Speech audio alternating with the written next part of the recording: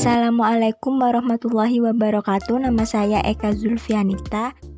Sebelum kita membahas tentang apa sih metode penelitian dan pengembangan, kita cross check kembali apa sih penelitian itu, apa arti dari penelitian. Penelitian itu adalah upaya untuk mengembangkan ilmu pengetahuan dan untuk mendapatkan teman-teman baru. Teman-teman baru tersebut dapat berupa pembuktian atau benar-benar menemukan pengetahuan yang baru. Penelitian juga bisa diartikan usaha sistematis dalam menjawab permasalahan yang terjadi. Kemudian pengembangan itu apa? Pengembangan itu diartikan sebagai proses untuk memperdalam pengetahuan yang telah ada. Misal, mengembangkan media pembelajaran yang mampu meningkatkan perhatian peserta didik. Pengembangan merupakan itu terjemahan secara mendalam suatu desain ke dalam bentuk fisik atau real. Kalau pengertian atau definisi dari penelitian dan pengembangan itu sendiri adalah suatu proses atau langkah-langkah untuk mengembangkan suatu produk baru atau penyempurnaan produk yang telah ada. Kemudian penelitian berbentuk siklus yang diawali dengan adanya kebutuhan, permasalahan yang membutuhkan pemecahan dengan suatu produk tertentu. Juga diartikan metode penelitian yang digunakan untuk menghasilkan produk tertentu dan menguji keefektifan produk tersebut. Pada dunia pendidikan, penelitian dan pengembangan atau research and development ini merupakan metode penelitian yang dipakai untuk mengembangkan atau memvalidasi produk-produk yang digunakan dalam pendidikan dan pembelajaran. Jadi dapat disimpulkan itu bahwa penelitian di bidang pendidikan merupakan suatu jenis penelitian yang bertujuan menghasilkan produk untuk pembelajaran yang diawali dengan analisis kebutuhan, pengembangan, evaluasi, produk revisi, dan penyebaran produk. Penelitian pengembangan ini merupakan penelitian yang tepat digunakan untuk meningkatkan kualitas pendidikan dengan cara mengembangkan atau menghasilkan suatu produk tertentu. Tujuan penelitian dan pengembangan. Tujuan penelitian dan pengembangan ada dua, yaitu masalah yang dipecahkan. Yang kedua, memfokuskan pembelajaran model dan perangkat yang akan dihasilkan untuk memecahkan sebuah masalah. Maksudnya yang pertama itu kita fokus kepada masalah yang ada, apa masalah yang terjadi, seperti itu. Yang kedua, memfokuskan pembelajaran model dan perangkat yang akan dihasilkan untuk memecahkan sebuah masalah yang kita temui di depan itu. Kemudian tujuan penelitian dan pengembangan dalam bidang pendidikan itu ada 4. Yang pertama, pada bagian kurikulum. Yang kedua, pada bagian teknologi. Yang ketiga, pada bagian pelajaran. Yang keempat, pada bagian pendidik dan guru. Yang pertama, pada bagian kurikulum itu tujuannya untuk menginformasikan pengambilan keputusan pengembangan produk atau program. Yang kedua, pada bagian teknologi, yaitu tujuan untuk meningkatkan proses pengembangan dan evaluasi. Yang ketiga, pada bagian pelajaran, tujuan penelitian dan pengembangan berperan memberikan pemahaman dasar yang ilmiah. Yang keempat atau terakhir, pada bagian pendidik atau guru, tujuannya memberikan keprofesionalan pada guru dalam bidang pendidikan. Karakteristik penelitian dan pengembangan. Karakteristik penelitian dan pengembangan. Menurut Wayan ada 4 karakteristik penelitian pengembangan, yaitu yang pertama, masalah yang ingin dipecahkan, yaitu masalah nyata berkaitan dengan penerapan teknologi dalam pembelajaran untuk memperoleh kualitas pembelajaran yang inovatif. Yang kedua, pengembangan model pendekatan dan metode pembelajaran serta media belajar yang menunjang keefektifan pencapaian kompetensi siswa. Yang ketiga, proses pengembangan produk validasi yang dilakukan melalui uji coba lapangan secara terbatas perlu dilakukan sehingga produk yang dihasilkan bermanfaat untuk meningkatkan kualitas pembelajaran.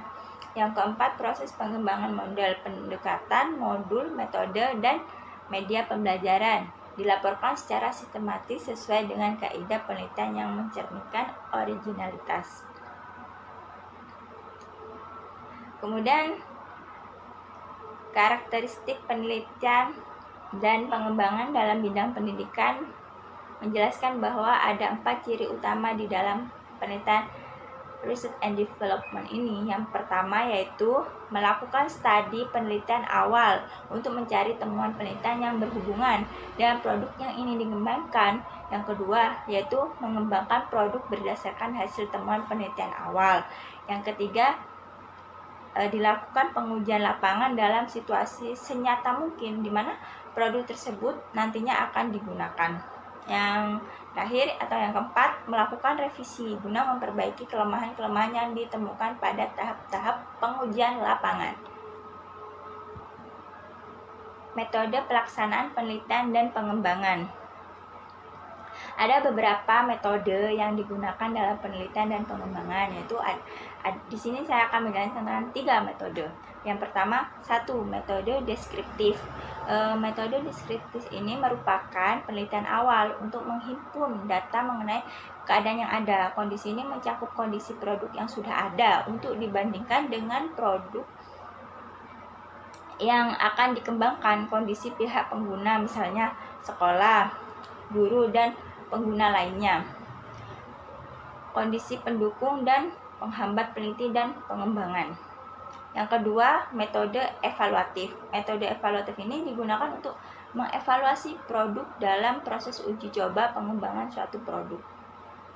Yang ketiga, metode eksperimen. Nah, metode eksperimen ini digunakan untuk menguji kemampuan dari produk yang dihasilkan pada tahap uji coba. Setelah ada tahap uji coba, telah ada evaluasi. Namun, evaluasi tersebut masih dalam rangka pengembangan. Jadi belum ada kelompok pembanding seperti itu.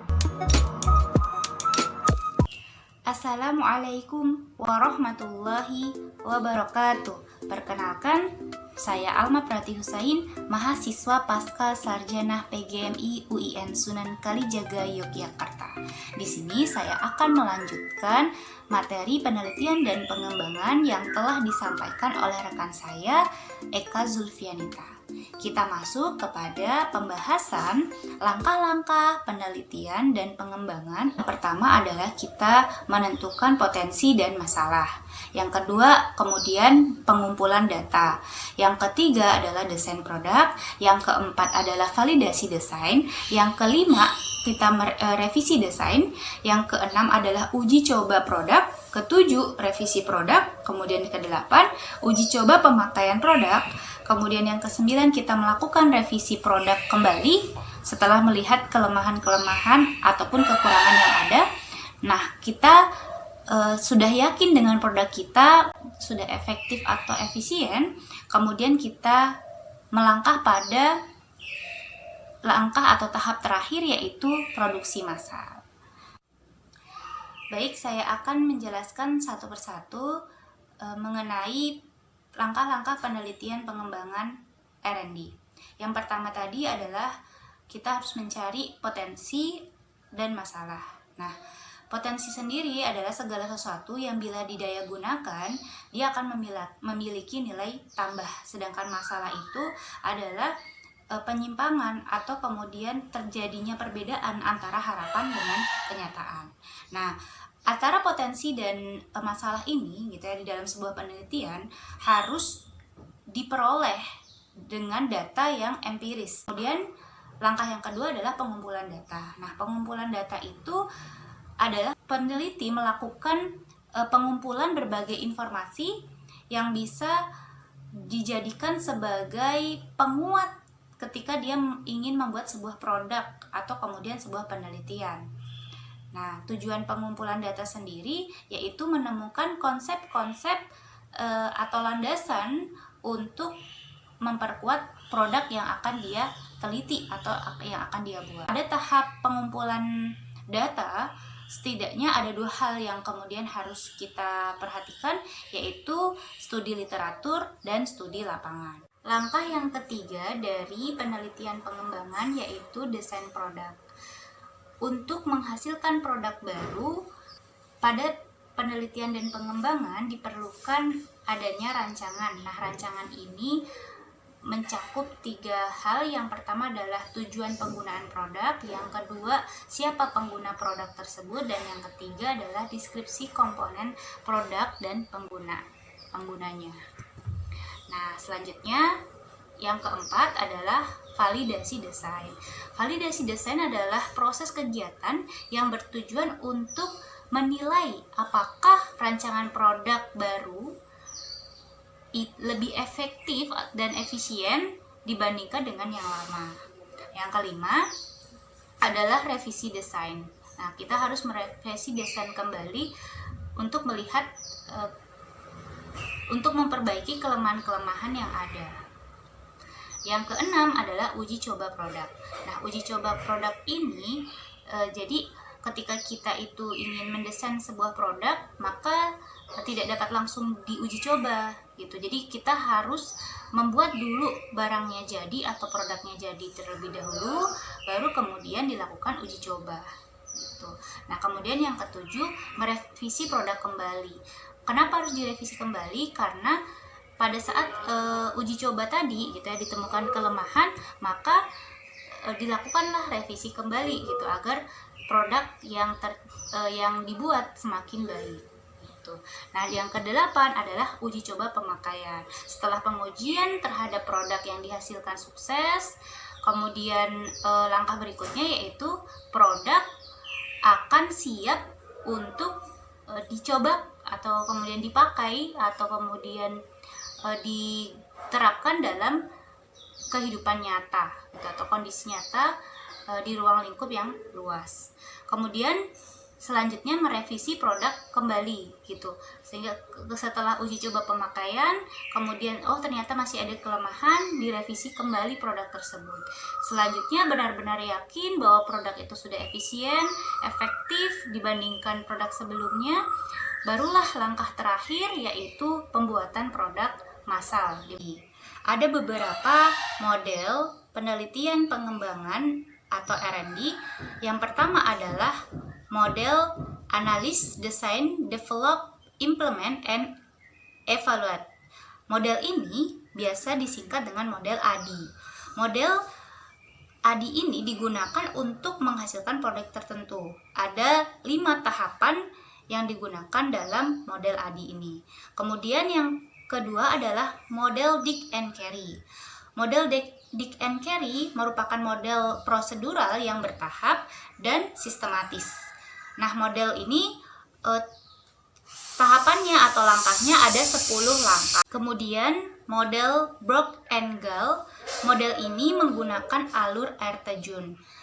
Tahapan penelitian dan pengembangan diawali dengan analisis, kemudian penyebaran secara terperinci. Ada 10 langkah dalam pengaplikasian atau penggunaan model Brock and Gall. Selanjutnya model Azure, ada 6 langkah untuk model Azure. Yang pertama adalah analisis, yang kedua menentukan tujuan, yang ketiga memilih metode, media dan materi, yang keempat memanfaatkan media dan materi, yang kelima membutuhkan partisipasi, dan yang keenam dilakukan evaluasi. Selanjutnya adalah model CAM, model penelitian dan pengembangan yang berbentuk seperti lingkaran. Nah, memiliki makna bahwa model penelitian pengembangan model CAM ini antara satu dengan yang lainnya mengalami hubungan atau berkelanjutan. Ada 4 langkah dalam model CAM. Kemudian model Tomlinson. Nah, model ini digunakan dalam pengembangan materi ajar. Ada 7 langkah dalam pengaplikasian model Tomlinson. Selanjutnya model Brown, ada 7 langkah dalam pengaplikasian model Brown. Selanjutnya ada model Joly dan Balito. Kita masuk pada sistematika penulisan, penelitian, dan pengembangan atau R&D.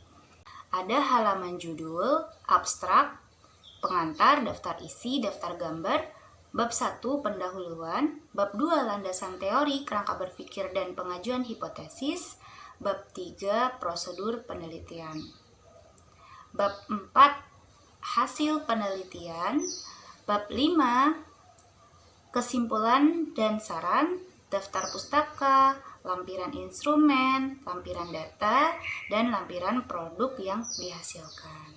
Kelebihan dari penelitian pengembangan R&D yang pertama adalah mengatasi kebutuhan nyata dan mendesak melalui pengembangan solusi suatu masalah. Yang kedua, menghasilkan suatu produk bernilai tinggi karena divalidasi oleh para ahli pada bidangnya. Yang ketiga, mendorong proses inovasi produk. Yang keempat adalah penghubung antara penelitian yang bersifat teoretik ke praktik. Kelemahan dari penelitian pengembangan R&D yang pertama yaitu membutuhkan waktu yang relatif panjang karena tahapan metode penelitian dan pengembangan yang cukup kompleks. Yang kedua, penelitian dan pengembangan R&D membutuhkan sumber daya dan sumber dana yang cukup besar. Yang ketiga, penelitian dan pengembangan atau R&D tidak bisa digeneralisasikan secara utuh karena penelitian ditunjukkan untuk pemecahan masalah dan dibuat berdasarkan sampel yang terperinci, bukan populasi.